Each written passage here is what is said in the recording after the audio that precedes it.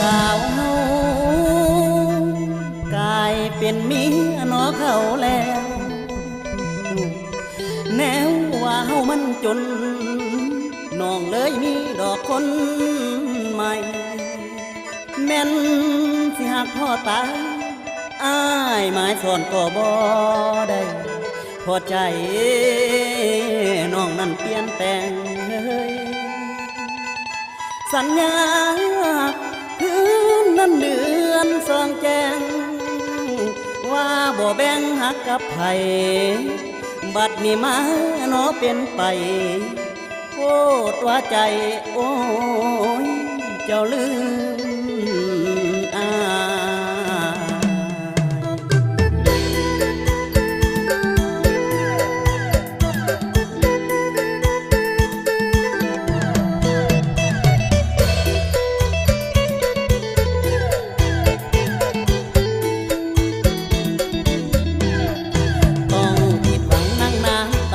วันนอนแต่งดอก